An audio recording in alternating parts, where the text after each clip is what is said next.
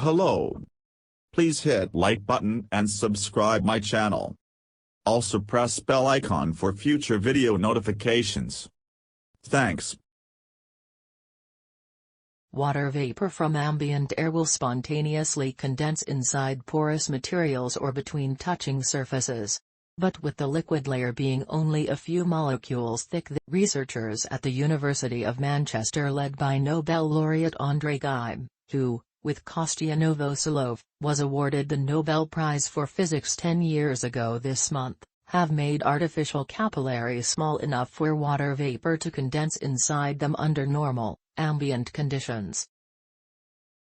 The Manchester study is entitled Capillary Condensation under Atomic Scale Confinement and will be published in Nature.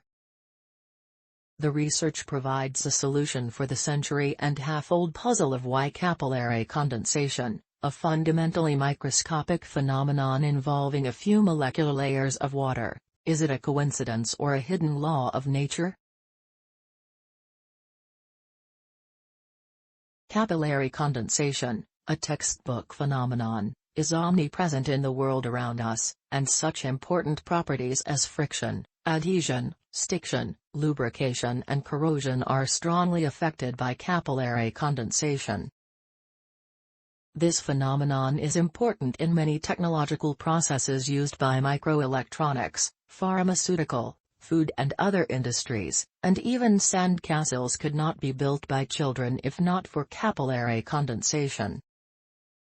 Scientifically, the phenomenon is often described by the 150-year-old Kelvin equation that has proven to be remarkably accurate even for capillaries as small as 10 nanometers, a thousandth of human hair's width. Still, for condensation to occur under normal humidity of say 30% to 50%, capillaries should be much smaller, of about 1 nanometer in size. This is comparable with the diameter of water molecules, about 0.3 nanometers, so that only a couple of molecular layers of water can fit in. The macroscopic Kelvin equation could not be justified for describing properties involving the molecular scale and, in fact, the equation has little sense at this scale. For example, it is impossible to define the curvature of a water meniscus, which enters the equation, if the meniscus is only a couple of molecules wide. Accordingly, the Kelvin equation has been used as a poor man's approach, for the lack of a proper description. The scientific progress has been hindered by many experimental problems and, in particular, by surface roughness that makes it difficult to make and study capillaries with sizes at the required molecular scale.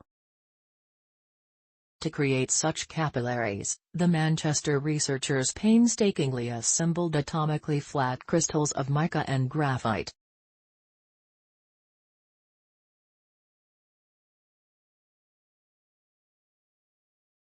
They put two such crystals on top of each other with narrow strips of graphene, another atomically thin and flat crystal, being placed in between.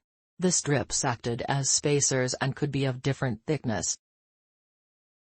The Manchester experiments have shown that the Kelvin equation can describe capillary condensation even in the smallest capillaries, at least quality. This is not only surprising but contradicts general expectations, as water changes its properties at this scale and its structure becomes distinctly discrete and layered. This came as a big surprise.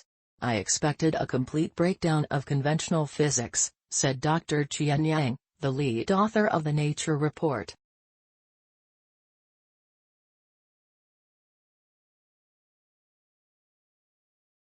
Pressures involved in capillary condensation under ambient humidity exceed 1,000 bars, more than that at the bottom of the deepest ocean. Such pressures cause capillaries to adjust their sizes by a fraction of angstrom, which is sufficient to snugly accommodate only an integer number of molecular layers inside. In fact, in his seminal paper Kelvin commented about exactly this impossibility.